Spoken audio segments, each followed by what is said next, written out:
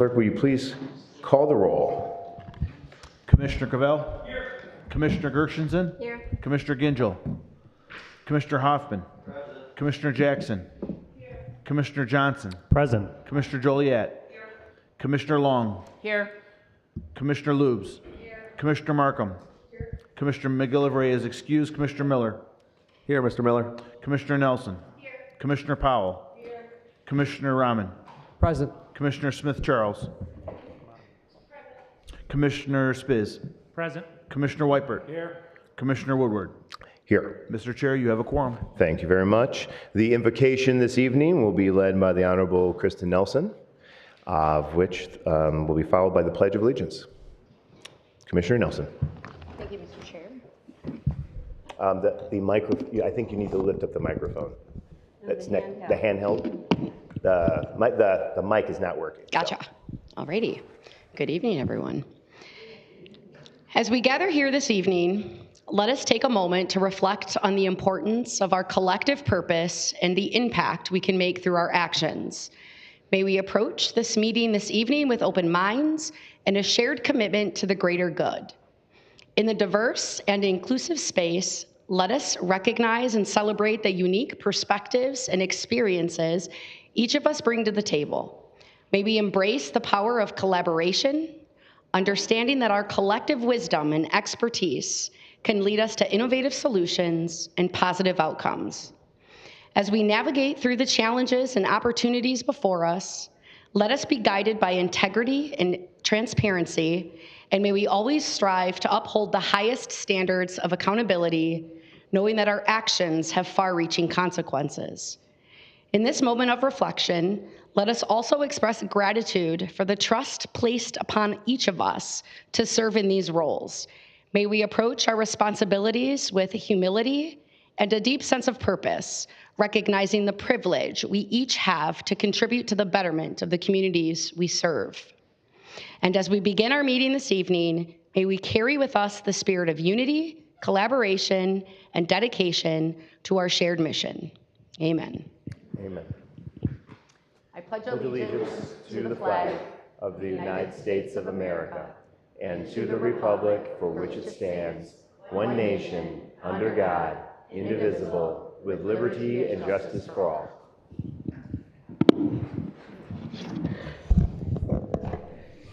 Thank you, Commissioner Nelson, for that invocation. Next up, we got approval of the minutes from our August 3rd meeting.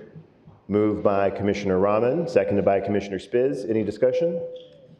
Seeing none, all in favor of approving the minutes, say aye. Aye. Opposed, say nay. Let the record reflect that the minutes have been approved unanimously, and that will move us to approval of the agenda. The only modification, we're going to switch the Oakland 80 update presentation first, followed immediately by the Oakland Community Health Network update. So if someone can make a motion for that agenda, moved by Lube, seconded by Long. Any discussion? Seeing none, all in favor say aye. Aye. Aye. Opposed say nay. Let the record reflect that the agenda has been approved. We have one item that requires us to hold a public hearing on the reissuance of Series 2018 bonds to the Detroit Skating Club, Inc. project, City of Bloomfield Hills. We can extend our bond rating to nonprofit agencies like this, and when we've issued them, the law requires us to hold public hearings to reissue those types of bonds. And so I'm going to open a public hearing specifically for that at 6:14 p.m. So if there's anyone in the public that's here to address the reissuance of the Series 2018 bonds, this would be the time. Welcome. You can come to the podium right here. If you could just state your name and community of residence. Hi, John. We ask you to keep your comments to 3 minutes. Pardon? I ask you to keep your comments to 3 minutes. That's easy. Oh. John Love, I live in Holly. I was just wondering what the amount is in the years and the interest that's being paid on these bonds.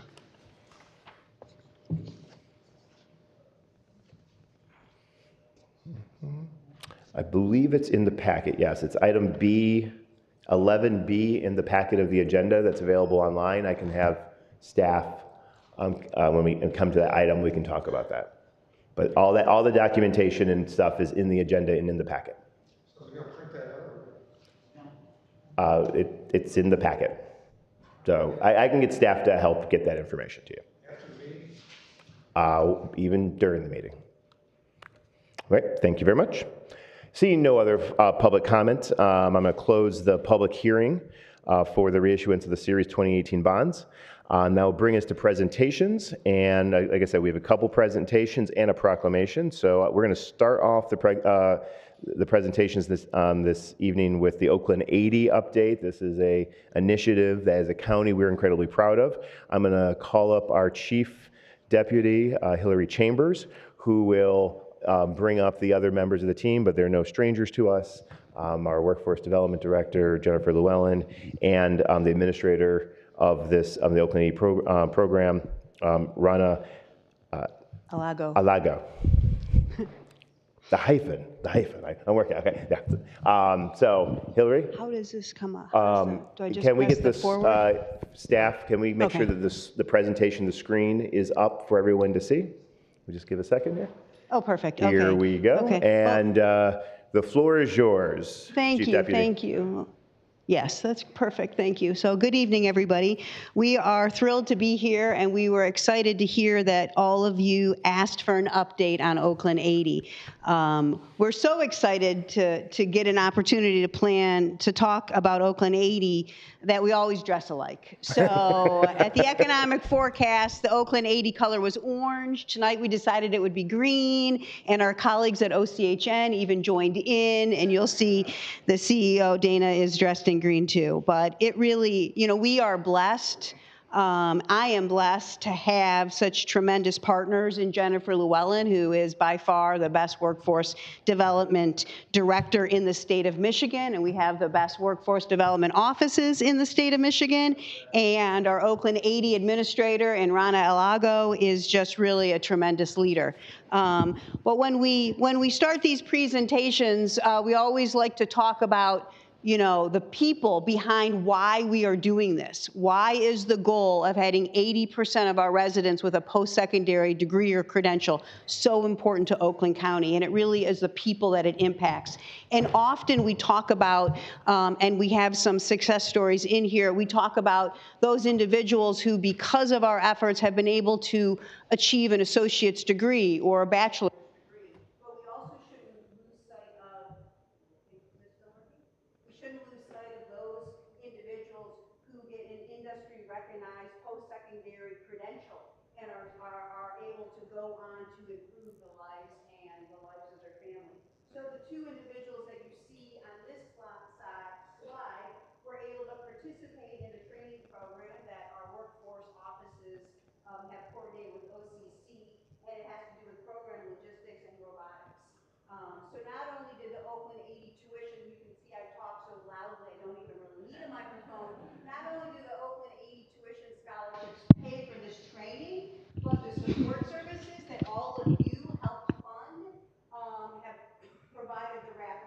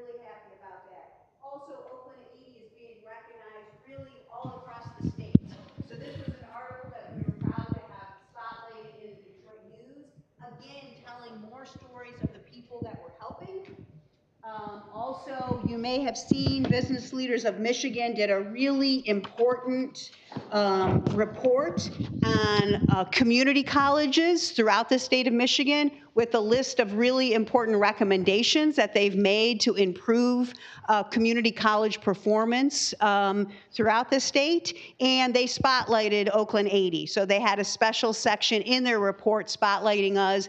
And we were also recently asked to present at the governor's, summit on higher education with our state representative, Samantha Stefkloff. So we were really happy to talk about Oakland 80 in all of those settings. So that is really some recent success. But I kind of want to go back to the beginning, just to kind of remind you of why we started this really bold initiative. And there was really a couple of things that came together. One, David became the county executive, and we were evaluating the strengths that Oakland County has and what was going to be important to our future. And the governor was setting and had set the goal of 60 by 30.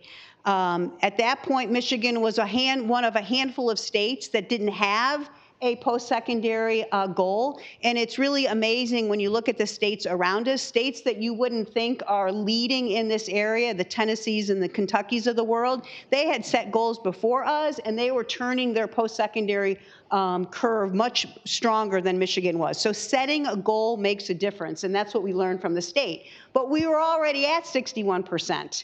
So clearly that couldn't be our goal, right? So what we did is we gathered really a small group at that point, those early meetings, but a really important group of all the stakeholders in the county. And we talked about the data, right? We talked about how important it is, how important educational attainment is in terms of median wages. You can see it up on this chart, and in terms of unemployment. So it's really important to our residents and our businesses.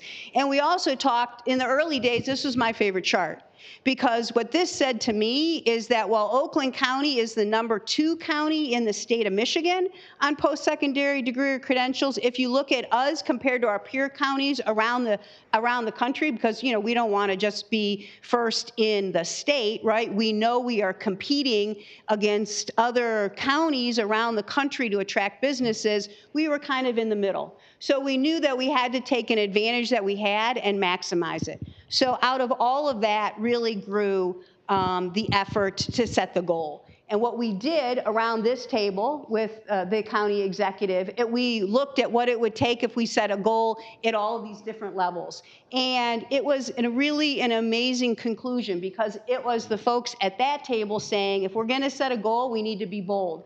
And they set the goal at 80%. And what we did is we looked at what are we going to have to do to get that goal, right? Like, where might we be by 2030? And then what are we going to have to change about what we're doing to get to 2030 in terms of high school students that graduate, folks that go on to community college, folks that complete community college, and on and on and on. Folks that move here from other countries and they get their degree transferred here so that they can be employed here with our businesses. So that was the basis of what we started. But the most important thing we did is we put money behind our effort.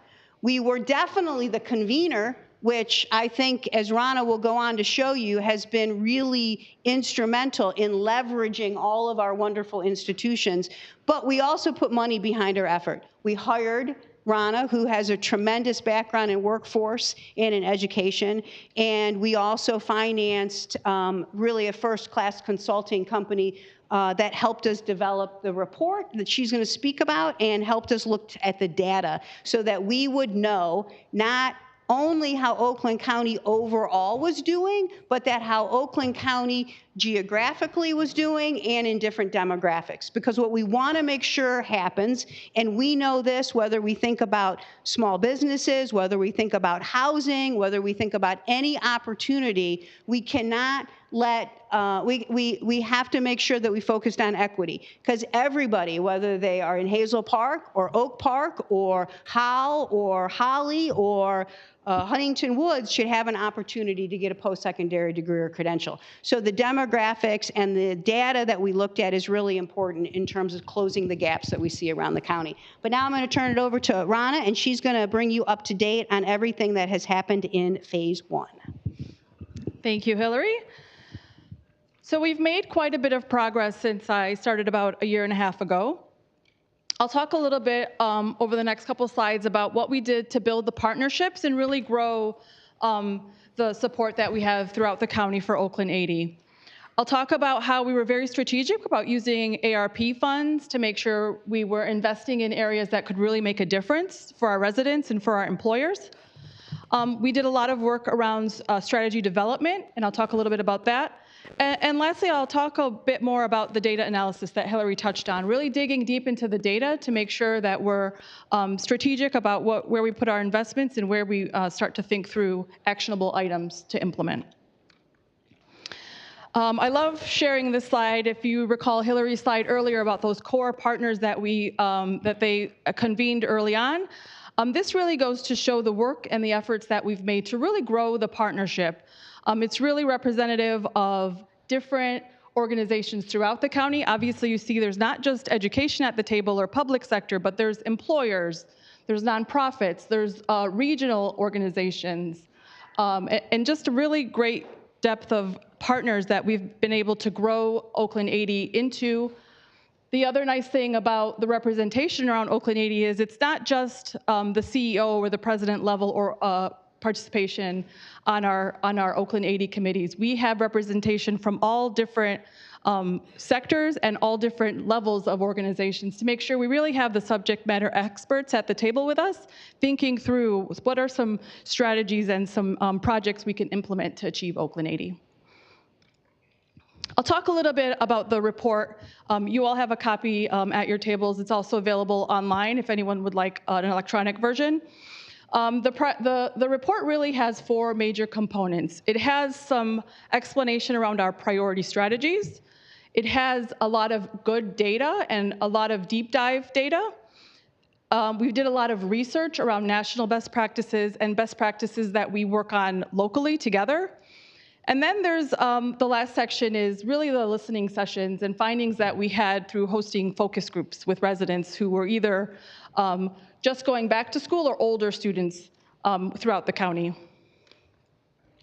Really, the work that we're really proud of is our priority strategies. And we went through a really in-depth process of narrowing down our strategies from starting with about 40, narrowing it down to these 5, which we think are really critical.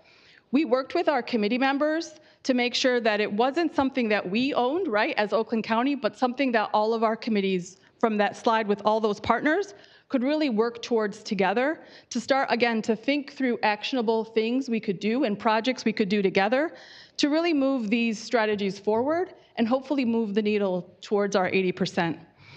Our 4 strategies, 1 through 4, are committees that we'll host. And then really that one on equity and inclusion is one that is incorporated in all our strategies, but we felt it was important to call it out on its own as well. So we have a wonderful cross-section of committees. Our top committee is our leadership committee. It's really the levels of the organizations where we have superintendents, presidents, provosts. We have county executive culture at the table at the leadership level, talking about strategy and making sure we do a check-in every year to make sure we're still on track, everyone's still bought in, making sure from the highest level of those organizations that they have support for their employees. The next level is steering committee, and they do a lot of the day-to-day work of making sure that all of the committees are cohesive, that, again, we're implementing the projects and implementing the work strategically. Our marketing committee is really great about amplifying messages and making sure our messaging for Oakland 80 is cohesive. And then the next 4 committees are really our strategy areas that we'll do a lot of work on, again, over the next few years to implement actionable items. I'll talk a little bit about the data in our reports. This one is interesting. It shares a little bit of information about why Oakland 80 is important, not just for the success stories that we talked about in the residents, but really why it's important for our employers. You can see the top bar is sharing information on residents in Oakland County with post-secondary education, and the bottom bar is residents without post-secondary education. So you can see the rate of residents without post-secondary education. They're about twice as likely to either not be in the labor force or be unemployed. And for us, that's an area where if we can focus some of our energy, maybe we can move some of those folks with post-secondary education into the labor force to help alleviate some of the stressors that we think employers share with us when they're telling us they can't find enough workers. Our job postings distribution chart is really interesting as well. You can see over the past year, about 66% of the postings in Oakland County have required an associate's degree or higher. I'll get into that first column a little bit, which is quite interesting. You can see high school or vocational training at 34%. Unfortunately, the data isn't available for us to separate high school from vocational training, so we suspect the percent of job postings just requiring a high school diploma isn't that high, right? You think about vocational training like a CNA or a truck driver or industrial sewer, right? Those are all credentials that might be bucketed in that first tier, which is quite interesting. Median wages are interesting as well. You can see that the higher the educational attainment, the higher the earnings for Oakland County residents. Again, this some college, no degree bucket is quite interesting. Those, again, could be individuals that have credentials or certificates. It's just the way the data is currently available, it buckets them together. So again, that anomaly is quite interesting for us. You can see the living wage for one adult, no children in Oakland County is $14.49. So an individual who just has a high school diploma, who's single, isn't making a living wage, right? It's very difficult for them to make a living and have a good quality of life here in Oakland County if they don't have a post-secondary degree or credential. We also want to make sure we're looking at race and ethnic disparities. You can see of our residents that are Latino, other races, Black residents, they're all earning post-secondary education attainment at a much lower rate than some of our other residents. So it's important for us to understand what's causing that and what we can do to really make a difference in their lives. We also look at geography. So in Oakland County, we have 8 PUMA areas. That's areas of the census that really lets us dig deep into some of the demographics. You can see in the Farmington and Southfield area, West area, and the Pontiac Waterford area, those are all areas that are below the countywide average for post-secondary education. So again, what can we do to make sure we go into those geographies and make sure we apply supports or initiatives or projects that uplift those communities and help them increase their rates? This is race, ethnic, and gender disparities. You can see amongst the different ethnicities and genders and races, there's quite a difference. It's interesting to see between men and women of the same races, the differences. It's interesting to see, for example, Black men and women have some college, no degree at a rate of almost 25%. So again, that's interesting to us. We have to understand what's preventing them from finishing and what can we implement to help make sure that they're successful. So this chart really shows our progress towards our goal. As Hillary shared, when they first announced the initiative, they were at 61%, and we're really proud to say through the work that we've done that we're now at 69%. We've got about 11% left, and we like to joke that the 11% left is going to be quite the hardest, right, to achieve. So a lot of work done over the past couple of years and quite a bit more work to do, but we're really excited about it. And Jennifer will talk about how we've managed to be so successful and some of the work we have planned. Great. Thank you, Rana. It's a pleasure to be back here, and thank you to all of you for your ongoing support of workforce development and the Oakland County Michigan Works team. When we launched this initiative, there were 2 things that were extremely important to us. First was that this was integrated within the existing workforce infrastructure to ensure that we had sustainability long-term and that we took advantage and leveraged existing workforce and education programs. And the second piece was that we provide tangible, realistic solutions for our residents. We're very proud of the report and the data that report shows, but we wanted to make sure that we could provide solutions to help individuals overcome those barriers. And thankfully, with your support and investment of American Rescue Plan funds in 2021, we've been able to achieve that early goal. Our career and education navigators are the most extraordinary group of people that you have ever met. We have 8 of them deployed across Oakland County, and Since July of 2022, they have made over 22,000 connections, been to over 480 community events, and provided in-depth services for 820 residents. One piece we're most excited about is those Oakland 80 Career and Education Navigators have now started individual follow-up with over 18,000 Oakland County residents. We've entered into, we're a pilot for a data sharing agreement with the state of Michigan to receive email addresses and phone numbers for Oakland County residents who have applied for Michigan Reconnect but haven't taken advantage of that yet.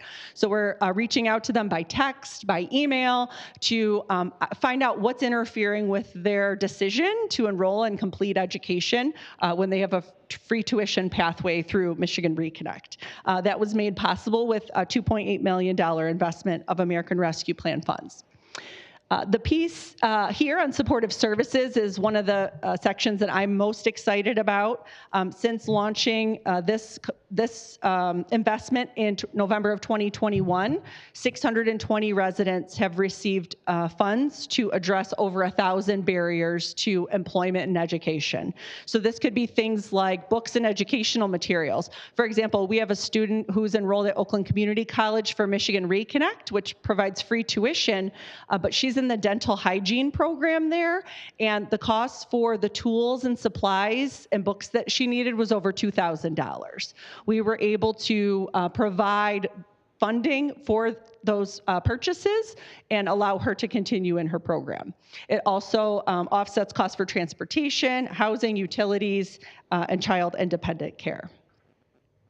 Our child care scholarships, I know I worked closely with several of you bringing this initiative to life, but there are 1,000 child care scholarships available at $1,200 each to assist our residents who are enrolling in education or employment or maintaining education or employment to receive child care scholarships. We award them directly to the licensed child care facility.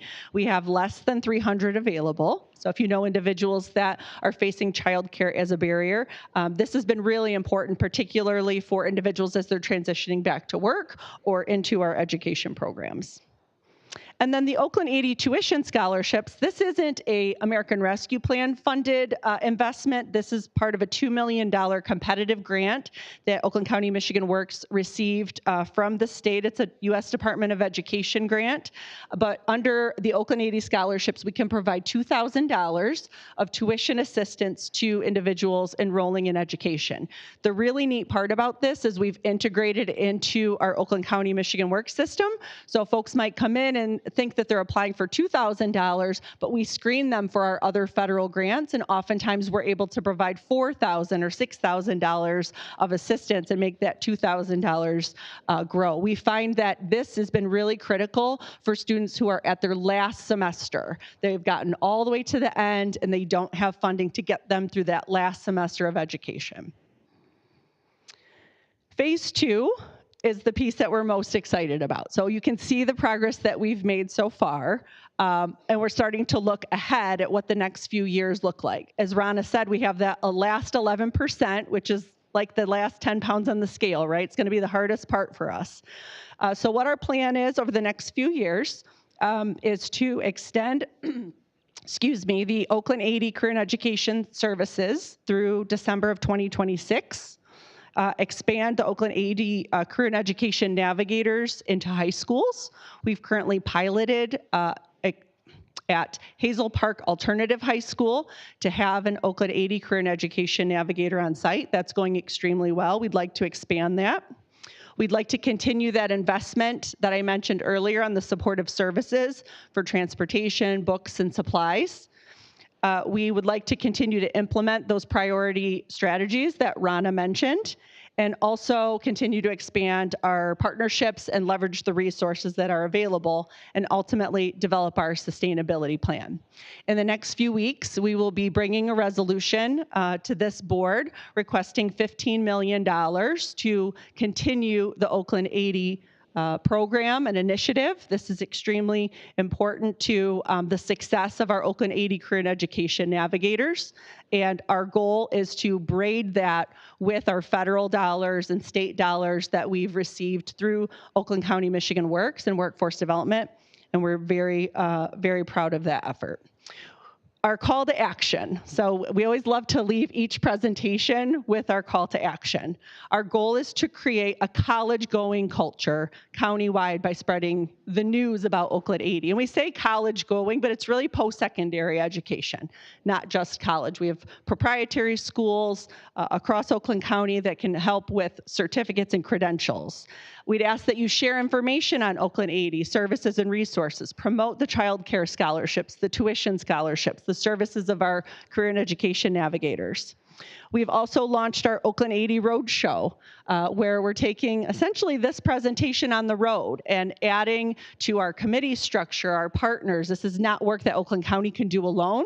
It takes a village, and we need all of our partners. So if you know of any organizations that be interested in Oakland 80 Roadshow, we promise to wear our green or orange again. And then if you're interested in one of our subcommittees or know someone who is, we'd love to have you. It's meaningful work, it's impactful work. We're committed to not just ideas, but action and making those committees action-oriented. On behalf of the team, thank you so much for your time this evening. I hope that you can feel our energy and passion for this work and the difference that it's making for Oakland County employers and our residents. Thank you.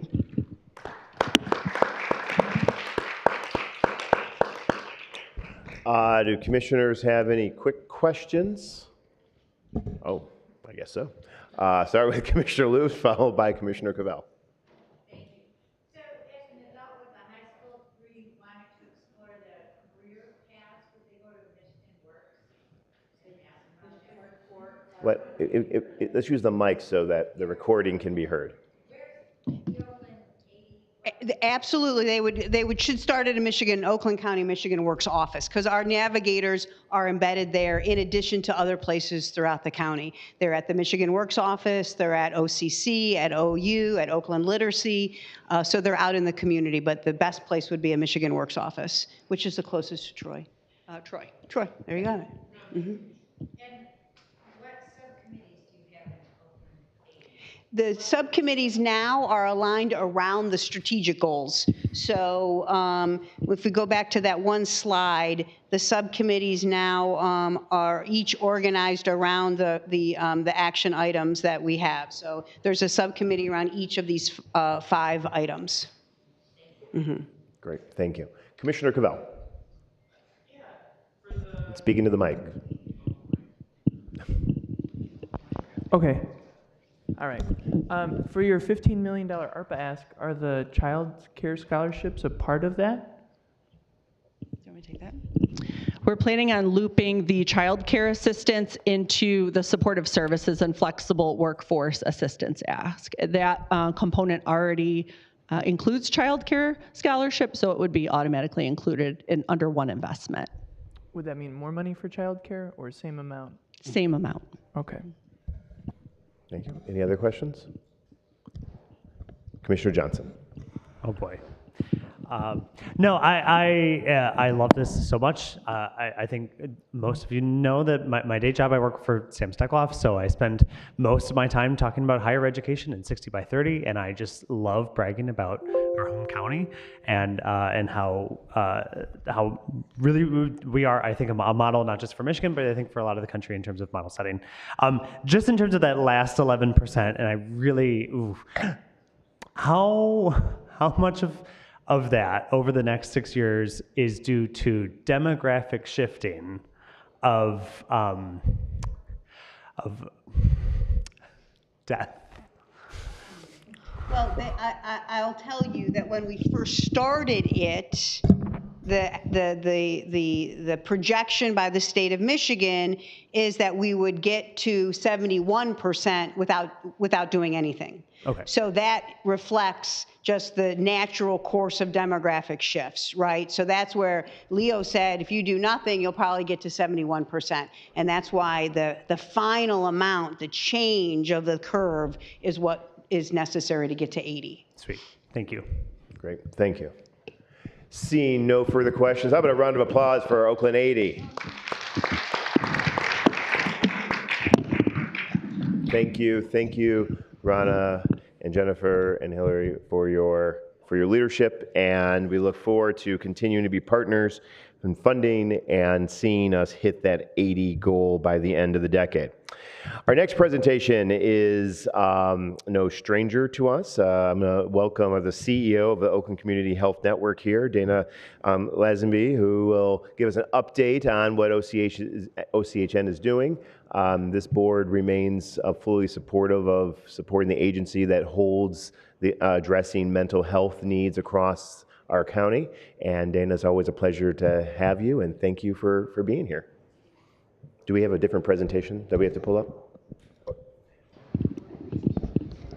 Oh, there we go. Dana, Good do you have evening. is there a presentation that we need? Oh, no. Oh, okay. Just So it's verbal. an oral presentation. Yes, Perfect. oral. Okay. Good evening, everybody. In front of you, you have your packet. And I just want to start by saying great minds think alike. And then also, this aligns with the priorities of the county exec and the Board of Commissioners.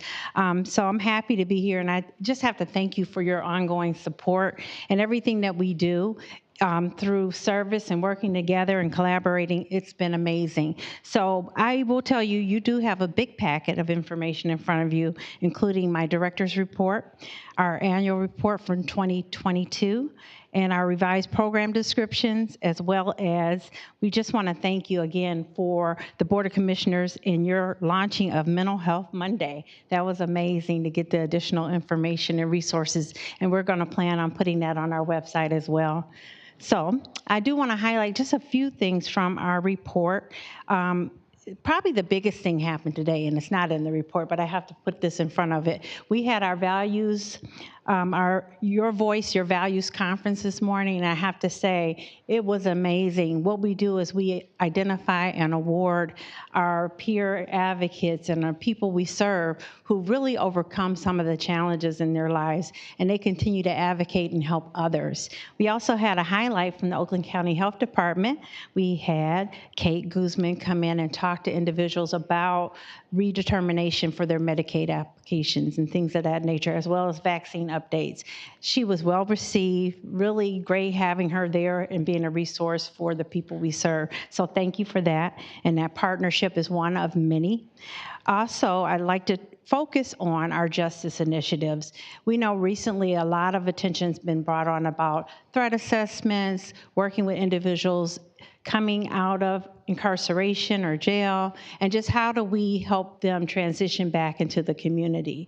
But also, how do we help individuals who are in crisis and we want to divert them from jail and arrest and really get them the support and services that they need. So I have to highlight, and I can't do that without our team here, Trish Zabimbo, I always mess her name up, but she knows.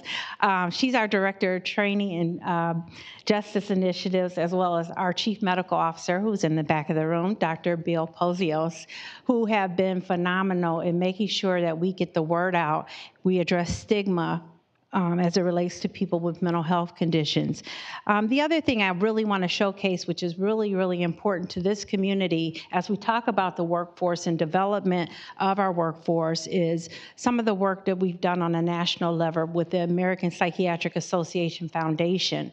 This year, we were awarded, we were originally going to get one, but we actually received 3 resident fellows or diversity fellows, which are psychiatrists that actually work in the community. So they're psychiatry students, but they're working with us so they get that experience in our most vulnerable communities. And so what will happen is, and our hope is that they like the work that they do. It's challenging but rewarding as well, and that they'll want to stay with us and work in the community. So that's huge in terms of what we're trying to do to address some of our workforce challenges. We know we're always struggling to get people to work in the mental health or behavioral health field. It's not easy work, but it's so rewarding, and people who have the heart to do it so well. So the next thing I want to talk about also are other things that we're doing around the jail diversion and justice initiatives include threat assessment. So we're doing a lot of training with the community, with the prosecutor's office, with law enforcement about diversion and about threat assessments and how do we handle those threat assessments so we can prevent tragedy. So that's huge, and I'm sure Dr. Pozio or Trish can add into this. The other part of what we're doing is we had a group of our staff go out and get trained on crisis intervention, stress management, and debriefing. And so why that's important is that we know that situations happen and occur in the work environment or school environment, and you need people who can respond immediately to the people who are involved. And so through that, we've had several occasions where we've been called in to just work with staff and help them debrief from a tragedy. And that's been very helpful for us internally as well as to the community. We also had a huge conference this week, Crisis Intervention Team Training. And it was a conference, and it's an international conference. It's called CIT International, and it was held in Detroit, Wayne County.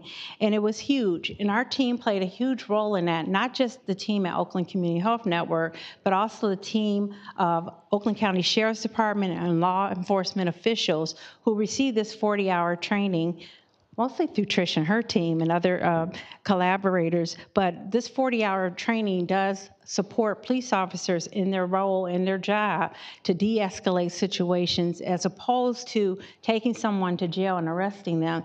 This allows a person to be taken to a crisis center or a hospital where they can receive the services and supports they need, and they can be diverted from law enforcement and that intervention that often happens. And the other part of that piece is our co-responders. So we've been working diligently with the Board of Commissioners to continue to support our co-responders who are qualified mental health professionals who act as a ride-along, so to speak, with the law enforcement community. So they're a critical part of the team that helps and works with law enforcement. After that, law enforcement clears the scene, they are actually able to work with people and get them the services and supports that they need. They also can do the follow-up work that's needed to ensure that people are in touch and engaged in the services and supports that they continue to need.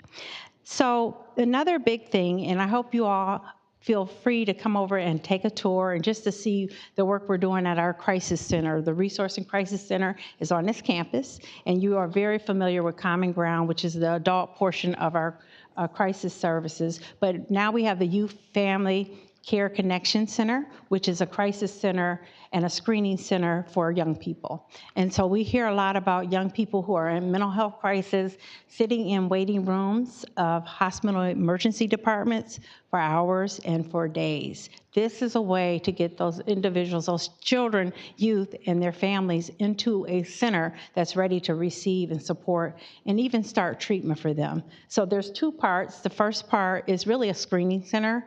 You don't have to be in crisis to go there or take a young person there. They can actually get there just to be linked to services. And the other portion of this center involves an 8-bed unit where you can provide crisis services for up to 72 hours. So many don't know about us quite yet. We had a huge soft opening, and then we had a grand opening, and we have served probably over 1,000 people or youth and family in the screening center, and then also almost 100 kids in the crisis service unit. I don't want to call it stabilization because that's still under some decision-making of the state, but really it's been very helpful and supportive of families. And the benefit of it is that instead of a hospital where children are often restrained and they're not treated until they get to where they need to be, they actually can start treatment, which is really critical. So a lot of times we can send youth home with their families connected to service. And so that's really the key, is to divert hospitalization and make sure families have the services and supports they need when they're in that situation. So I'll stop, and that's the end of my presentation. Thank you. Dana, thank you very much. I mean, always a lot of things that are always happening. And at the same time, always willing to entertain another partnership to improve the health outcomes and mental health outcomes specifically in our community. Couple questions. Commissioner Long. Thank you. Thank you for the presentation, and I'm really happy to hear about the youth. Is that on this campus in the crisis center there? Yes, it is. Because one time if anyone hasn't seen this happen, it does. If you go to the hospital, all the emergency rooms are full. Yeah. It was absolutely ridiculous that there was a boy that was having a mental health issue out in the hallway trying to answer, and I said, you have to, I had to butt in because I said, you have to put him in a room.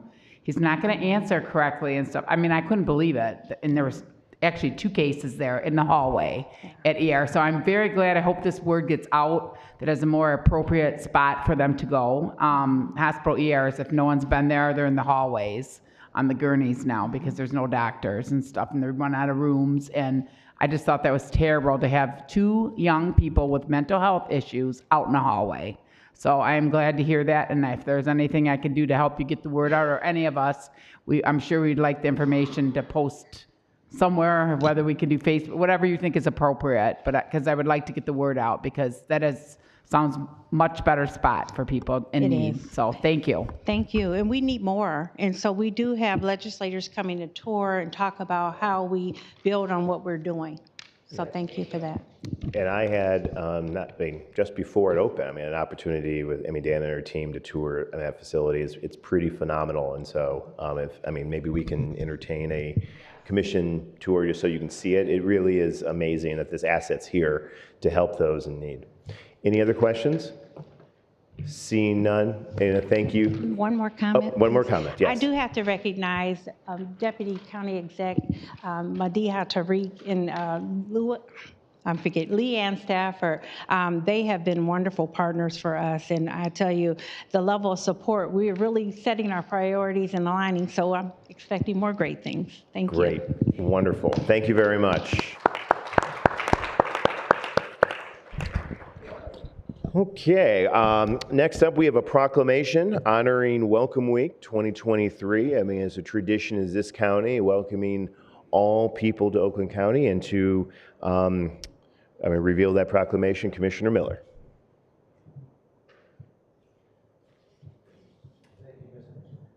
Use the mic. Yep. Thank you, Mr. Chair. So we're not presenting this. How about now? There we go. All right. So we're not presenting this to any organization at this time. There's going to be a few events that happen. The reason why we're doing this proclamation now is because by the September meeting, Welcoming Week will be over. So we don't want to do that. That's just so you know the reason, and there's nobody here to accept it. But I'll read it so you know it's on here. So Welcome Week 2023. Whereas new residents who bring fresh perspectives, open business, and contribute to our vibrant, diversity enrich our local communities and make Oakland County a welcoming, peaceful place for all. Welcoming America is a nonprofit, nonpartisan organization that guides the efforts of inclusivity in communities to become more prosperous by ensuring everyone, including immigrants, newcomers, belong. And I just want to expand on belong. Everybody in this room, everybody in Oakland County, everybody in this state wants to belong, even myself, right? We want to have that feeling of belonging, and having that feeling of not belonging, I'm sure everybody in here has felt that. We know what it feels like. One of the reasons why I was pushing this initiative in 2019.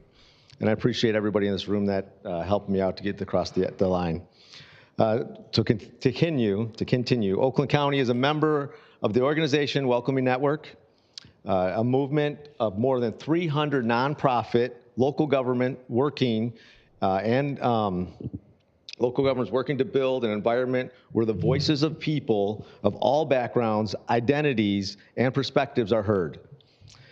25% of high-tech companies in Michigan were started by immigrants, and the #1 growing population source in Detroit is immigration.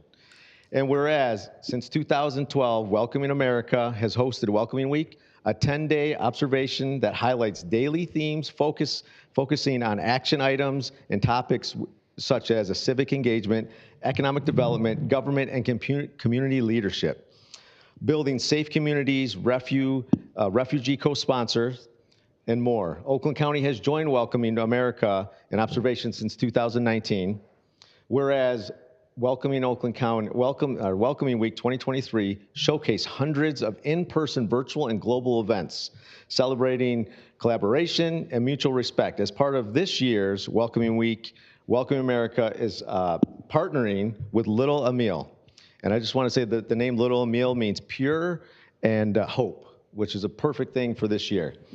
A 12-foot puppet, which is of a 10-year-old Syrian refugee. The interactive tour event has traveled to 14 countries since 2021 and draws attention to urgent plight of the staggering number of children fleeing war, violence, and prosecution worldwide. And whereas on the special occasion of Welcoming Week, we join with counties across the country and cities around the world in celebrating the effort from a stronger community throughout inclusivity and acceptance. Now, therefore, David T. Woodward, Chairman of the Board of Commissioners, Commissioner William Miller, and the entire Board of Commissioners do hereby proclaim September 7th through the 18th, 2023 as Welcoming Week in Oakland County. Thank you, and I will send out those dates when we have them locked in. Thank you very much. Great. Thank you. Thank you very much, Commissioner Miller. All right, those conclude our presentations this evening. We're going to move on to communications. I believe we have a few. Mr. Chair, there are 3 communications. The first being dated August 14th. Dear Chairman Woodward, I am pleased to reappoint Jeffrey Lance Aboud of 174 Catalpa Drive in Birmingham, Michigan, to the Board of Directors of the Regional Convention Facility Authority. This appointment is made per Public Act 554 of 2008, Section 141.1359. Mr. Aboud's appointment continues from the day he takes his oath at the Oakland County Clerk's Office. He is appointed to a 6-year term, which will expire August 21st, 2029, or until a new appointment is made by the County Executive. Thank you for your cooperation in this matter. Sincerely, David Coulter, Oakland County Executive. Dated August 11th, 2023, addressed to the Board of Commissioners. Regrettably, I have reached the point where I believe my continued membership on the Oakland County Historical Commission is counterproductive. Therefore, effective August 14th, 2023, I am resigning from the commission. I have enjoyed the opportunity to have worked with you over the past year in my role as chair of the Historical Commission. You have been extremely helpful. Best wishes, James N. Kraft of Royal Oak, Michigan. And lastly, dated August 17th, 2023, to the Oakland County Board of Commissioners, please accept this letter as notification that I have exercised the authority granted to the chair of the board to approve grant applications in excess of $50,000 for the purposes of meeting a submission deadline. Due to the grantor deadlines and the board's grant submission process and calendar, it is not possible to submit the application for full board consideration in accordance with our normal procedures. I have authorized the submission of the following grant application. Fiscal year 2023 Edward Byrne Memorial Justice Assistance Grant Program for the Sheriff's Office Community Corrections Division in the amount of $88,114. The grant application deadline is August 31st, 2023. Sincerely, David T. Woodward, Chairman, Oakland County Board of Commissioners. Thank you. Is there a motion to receive the communication? Move and receive a file by Commissioner Weipert, seconded by Commissioner Lubes. Any discussion? Seeing none, all in favor say aye. Aye. Opposed say nay. Let the record reflect that the communications are received unanimously. This will bring us to the first public comment of tonight's meeting. There's an opportunity to comment on any item on the agenda. And we have some people maybe signed up, and so we'll start with them. And if you didn't sign up, I'll recognize you afterwards. We ask you to keep your comments to 3 minutes. Please state your name and community of residence. And I will start with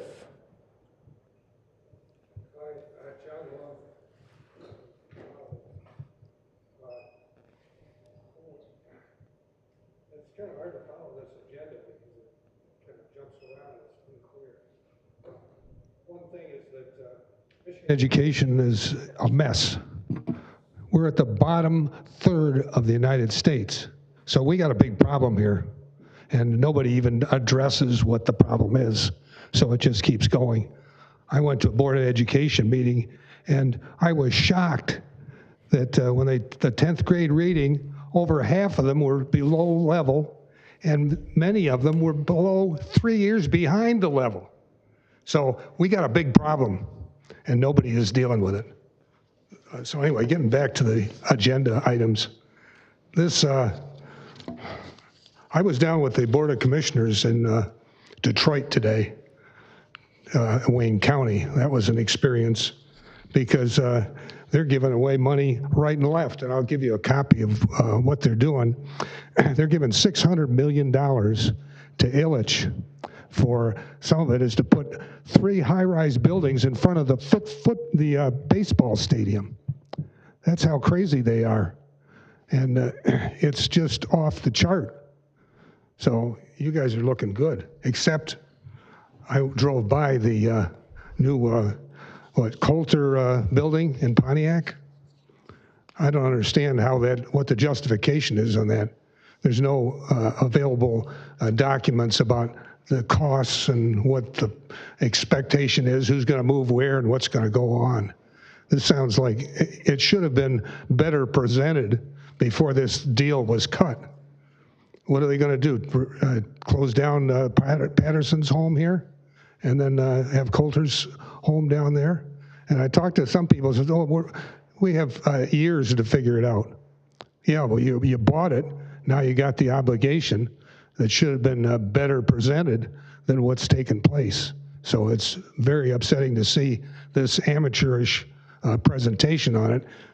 There should be some document that you could pass out that has the information on it instead of, well, we're working on it. Thank you very much. Next up, we have Dr. Deidre Waterman.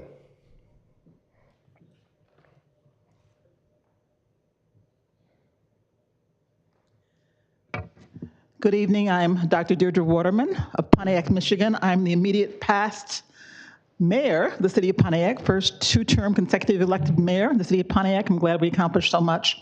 And I'm here to speak to your agenda item 20A, known as the Pontiac Downtown Redevelopment Project. And something we've long awaited in the city of Pontiac. It is great, I think, a boon for both of us, both Oakland County and the city of Pontiac, that you're moving some of your executive offices right back to your county seat in the heart of downtown Pontiac as a catalyst for the development of our downtown, our historic downtown. One of the things in the long saga of the Phoenix Center, which we are, by this deal, going to transfer to you, ownership of Oakland County, was, and it's been a long saga. I'll shorten it by saying that when I became mayor, the emergency manager had left the city in such a debacle that he was ready to give the Phoenix Center to the owners of Ottawa Towers for $1. $1. We would have lost it. Plus, the city might have been subject to a $30 million judgment levy foisted on the citizens of Pontiac. So we were able to work out a settlement agreement by which the city kept the Phoenix Center Garage and Amphitheater as an asset of the city.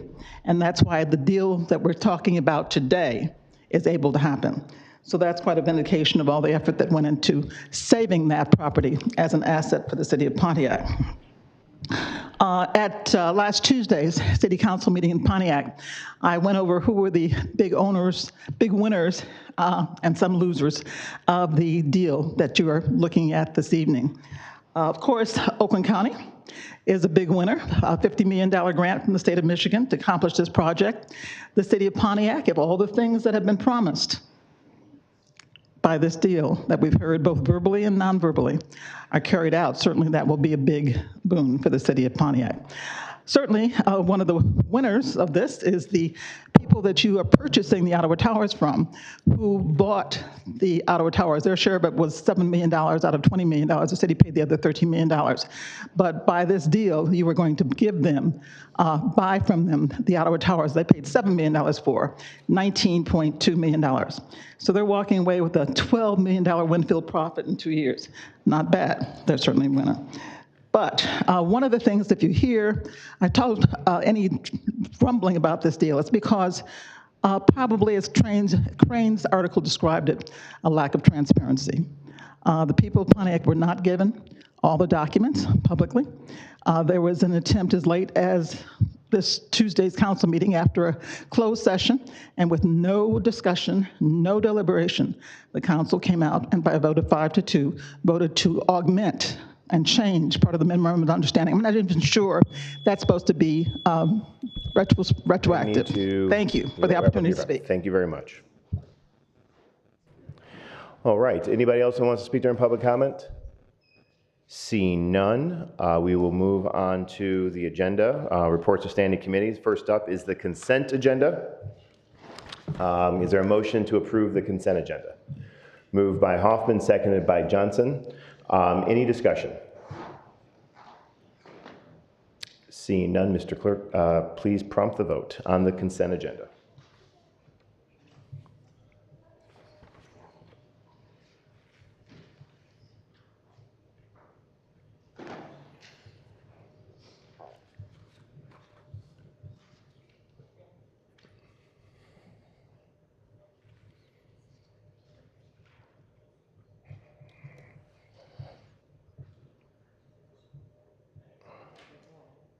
Wait, mine's not popping up. Commissioner Wypert, how do you vote? Vote yes? No? Because I need to refresh. No, you call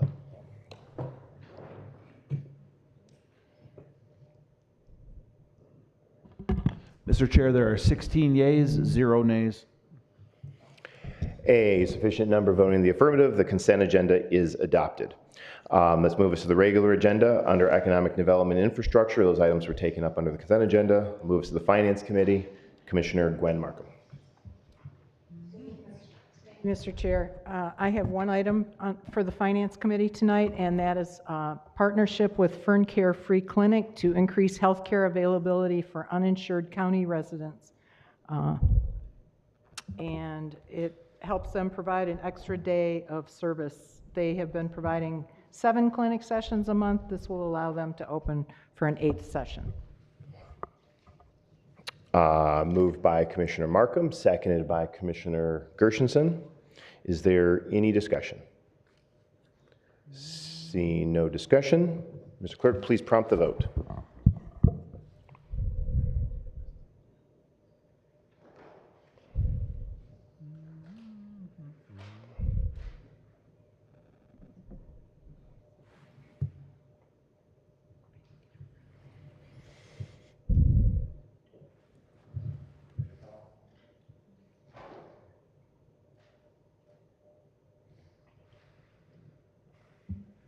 Commissioner Nelson, how do you vote? Yes.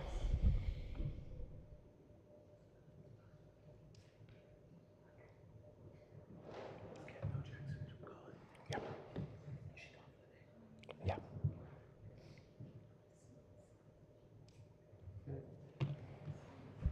Mr. Chair, there are 12 yeas, 4 nays. A sufficient number voting in the affirmative, the resolution is adopted. Commissioner Markham? That concludes? That's the only item, yep. Public health and safety items were taken up under the consent agenda. Under reports of special committees, there is none. Special order business, none. Unfinished business, none. New and miscellaneous business, there are 2 items. The first is an item to fully execute the fully executed memorandum of agreement for the Pontiac redevelopment project. Moved by Commissioner Gershenson, seconded by Commissioner Lubes. Is there any discussion? Thank you, Mr. Chair. I'm assuming you're moving to waive the rules to... Per our rules, when we approved the agenda, we had these items on it. So these were items placed on were on the agenda at the time of approving the agenda. I guess for clarification, because in the past, we've done a similar... I realized at the last meeting we talked about it. We did it. Even prior to we didn't that. have to do it, but we did it. Would you like to do that? Yes, I would actually. Okay. Commissioner Gershenson will move to take up this item immediately. Seconded by Lubes. Any discussion? All in favor? Yes. Aye. Oppose? Opposed? Okay. The ayes have it. So now we're into the main motion, moved by Commissioner Gershenson, seconded by Commissioner Lubes. Make it seconded by, okay, we're good. Any discussion? Commissioner Spiz. Thank you, Mr. Chair. My position on this has not changed since the start. I think we've, one, overpaid for these pieces of property, which was brought up during public comment today, and lack of a business plan, in my opinion, is still one of the biggest things that I would like to see before we can move forward on this project. So I will be voting no.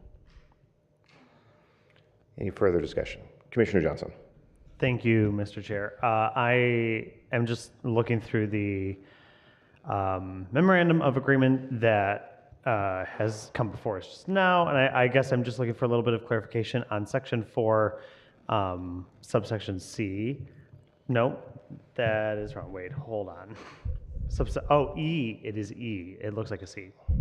Because this one looks a little bit different than the last time we saw it, and it's about the green space that we had discussed ad nauseum in our caucus before the deal went through. And I guess I'm just looking for clarification from you, Mr. Chair, on what the word all means in relating to all space that is not occupied by a new parking structure that is north of Orchard Lake Road and south of Water Street within the Woodward Loop. Yes, let me speak to this, and this is, a question that, worked, with our attorneys. This section speaks to two pieces: the development of a campus plan with the, with the city of Pontiac, and then also the specific language that we had included, specific language that we included that designated by parameters the amount of space that's there. The issue of all the green space is basically anything that's not doing that, and that's going to be part of the campus plan, and that's the way it was described by the attorneys. So a green space shall be all the spaces that are not occupied by the structure or the roads and everything like that, being part of the campus plan that's being developed and how we actually use that facility. The land, the commitment to convey a minimum of 2 acres, it follows exactly the same thing. But I hear, your point, and I do not believe that this changes our ability to develop a campus plan together for things that are outside of the parking structure and the buildings that we currently have. May I on follow Yeah, up? absolutely, yes. I guess I'm wondering, does this mean that the only thing that can be constructed within that geographic parameter is a parking garage or green space? The agreement speaks to, the overall agreement speaks to the process to tear down the Phoenix Center and build a parking structure to be able to support those 2 towers. A campus plan, green space defined here is basically everything else that doesn't fall within that space to be part of a campus plan, to develop a plan with the city of Pontiac and how we use everything. So that's everything. Now, in terms of land to be conveyed to the city of Pontiac falls within the same parameters. So I definitely see where the question, it's defined as green space, basically anything that's not a parking structure, but basically it's what all the land that's not a road. That would be part of the discussion about how do we develop a campus plan together. Okay. I do not believe that limits on what can be built on there beyond the commitment of the 2 acres that we've committed to convey for public use. Right, and their green space is not equal to park space. Correct. Inherently, okay. Correct. But I hear your point. Any other discussion? Commissioner Yolanda Smith-Charles. Thank you, Mr. Chair. I was just peeking at item 4B, where it kind of hard codes in a $30 million expenditure on a parking garage or parking structure, sounds more sophisticated. What if it comes in less? Like if supplies go down and labor goes down and something? No offense, Mr. Miller. How would that impact that firm $30 million being there? If you can speak to that. Yes, I can absolutely speak to that. So these 2 buildings, 200 square feet each, require a certain amount of parking and capacity to be able to support the operations of those buildings. At the bare minimum, and there were some renderings, and they were purely renderings. I know that the committee, had looked at it, that looked at, I think, the smallest amount necessary, which I believe was around north of 800, 900 spots was a structure to do that. Remember, I think the Phoenix Center has a 3,000 parking limit capacity. The going rate per spot is set that if you multiply that out, you're not going to be able to build a parking structure less of that. And having been involved in communities who built parking structures, that is a very small parking structure, and it will be north of that. And so that is the reason that the economic development team, as well as all of our consultants, felt comfortable a commitment to build a parking structure that can support, at a minimum, the minimum parking requirements to support those two buildings.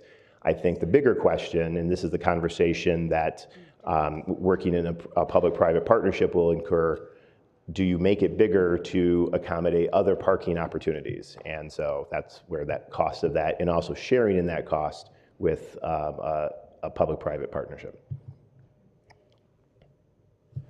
Commissioner Hoffman. Thank you, Chairman Woodward. I have the same concerns as Commissioner Spiz, that there's really not a plan going forward, but I also have a great concern about a plan for the vacant office building or an office space we're leaving behind.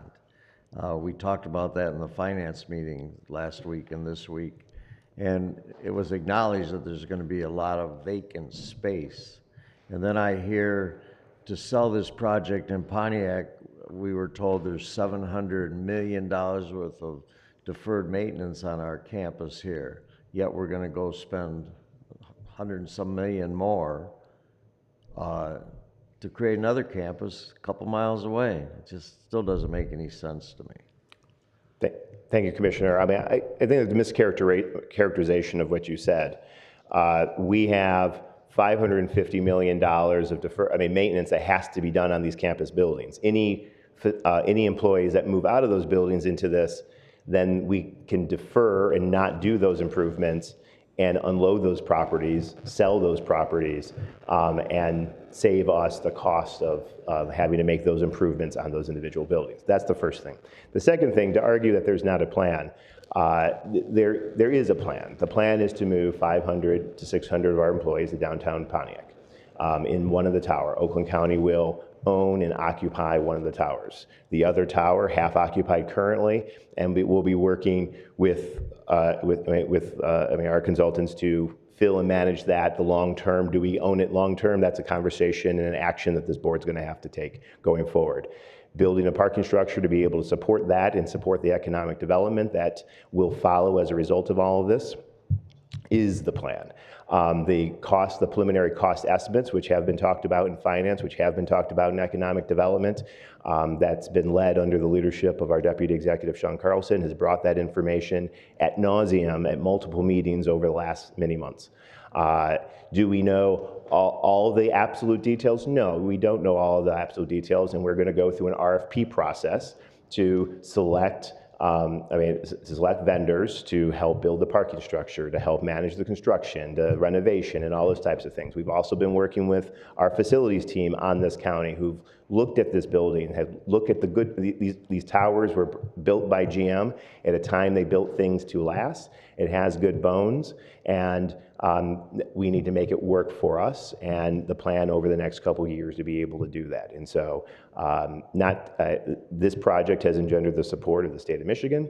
I mean, that's a $50 million investment from there to help make this happen, plus our dollars, plus pursuing, like a lot of communities do, public-private partnerships to help build the structures around that are necessary to activate them. So I would disagree and say there is a plan, and we are going to be working through that planning process together, in the development of that RFP process together, in the developments of the campus plan with the city of Pontiac together, like we've set out to do and what this agreement allows for. The last thing I will just say is that this is a process that has, the opportunity presented itself. This board and this county took action swiftly to take advantage of this opportunity, getting the support from the state of Michigan, and was approved unanimously by the city council in Pontiac.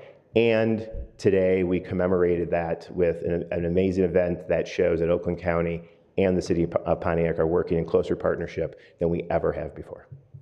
Thank you, but what part of this campus are we going to sell to offset $500 million of that $700 million? The $500 million is the facility needs of all, I believe there's 40 buildings that we have to deal with. And as presented in committee, I believe that this project has the ability and is projected to defer $30 million of repairs and improvements and maintenance on buildings that we currently have.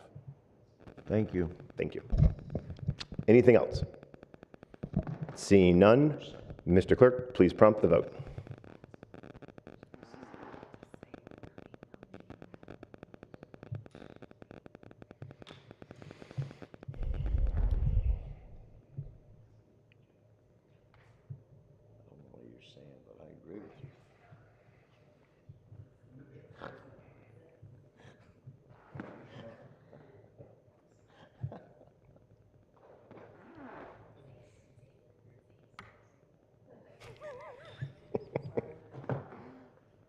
Mr. Chair, there are 11 yeas, 5 nays. Sufficient number voting in the affirmative. The agreement is codified. We are owners of 2 new towers in downtown Pontiac and look forward to that project moving forward. Next up, under new business, extension of school resource officer in the school district in the city of Pontiac. Again, I would like to talk to the leadership of both caucuses after this, but for the sake of, to make everyone happy, can we get a motion to take up the item immediately? Moved by Commissioner Joliet, seconded by Commissioner Powell. All in favor, say aye. Aye. Opposed, say nay. Let the record reflect unanimously that we're taking it up immediately. Moved by Commissioner Powell, seconded by Commissioner Hoffman. Commissioner Powell, do you want to speak to what this resolution does? Yes, basically, Pontiac School District currently has an SRO officer that we assist with financially. And it ends August 31st, and we're still in discussion on some things, and we need to extend the time of the contract because it does expire August 31st to have further discussions and finalize things for their SRO for the next school year. So in essence, this resolution just continues the arrangement that we set up a couple years ago to the end of the fiscal year, and through our budget process and working with the school district to figure out a way long-term and how it will be funded. So this just adds another month, basically, to the arrangement we've been in place the last couple years. Any further discussion? Seeing none, Mr. Clerk, please prompt the vote.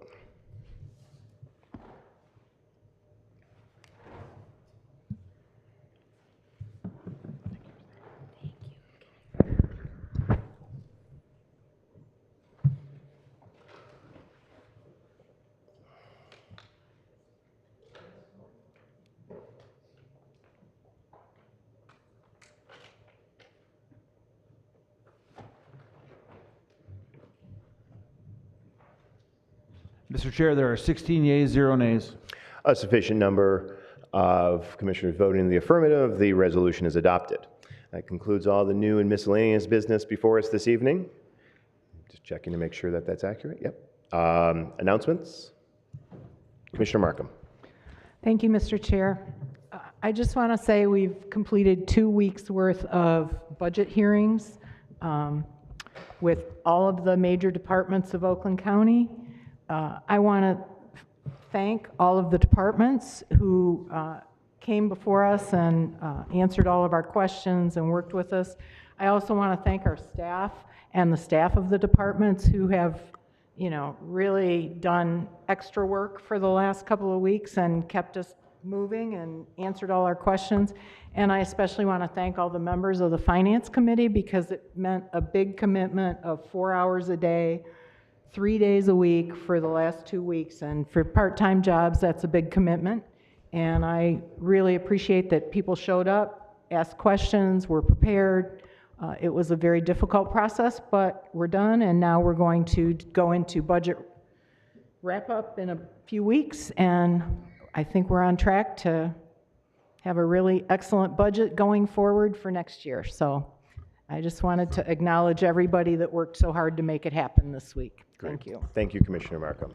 Any other announcements? Commissioner Johnson. Thank you, Mr. Chair. Because I don't think we're going to be meeting before this, I wanted to be sure to invite you all to the 2023 Arts and Apples Festival in downtown Rochester, Friday, September 8th through September 10th. It is the Superior Arts Festival in Oakland County. I know those are fighting words, but it is a really good time. Be sure to come. I make sure to do it every single year, and I hope to see you there. Great. Commissioner Powell.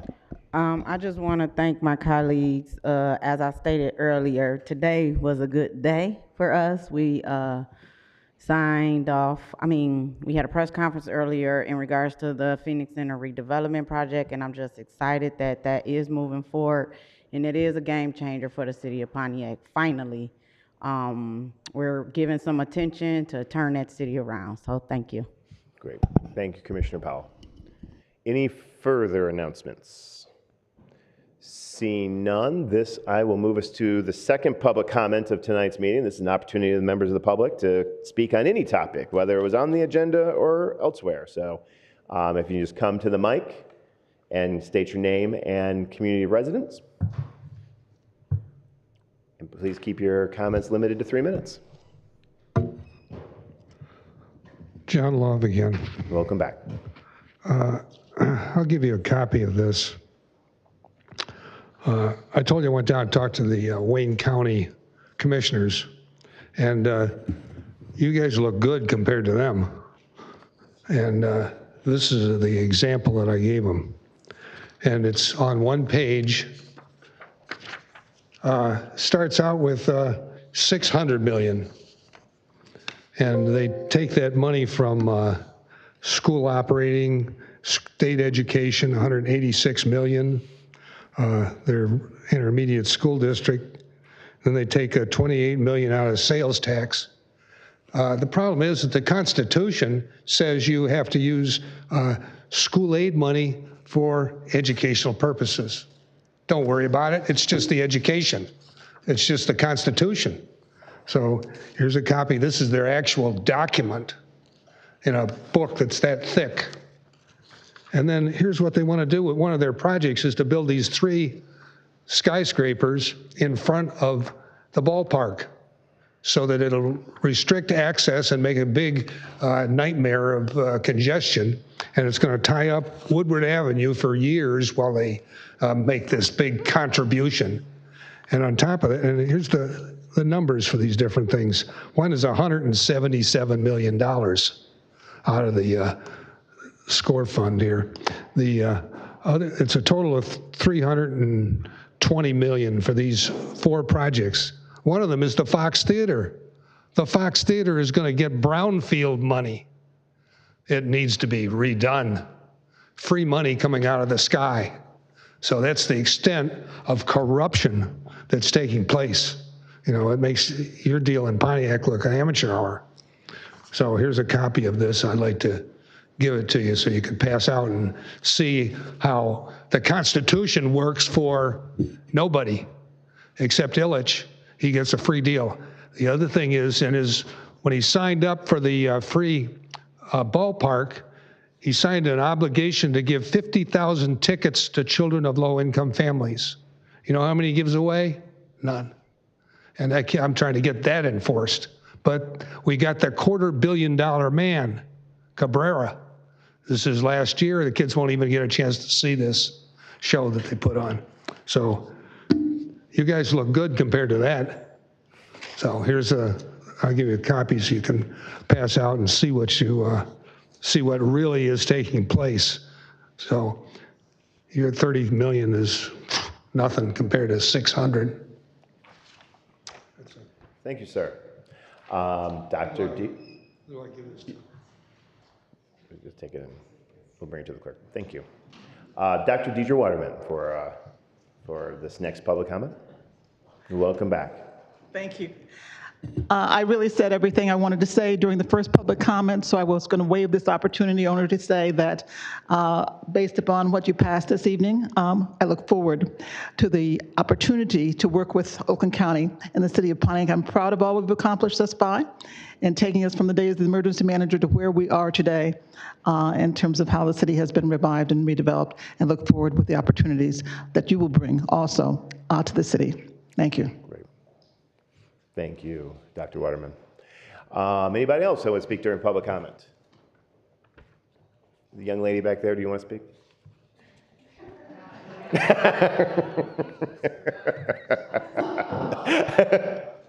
I'm waiting. No.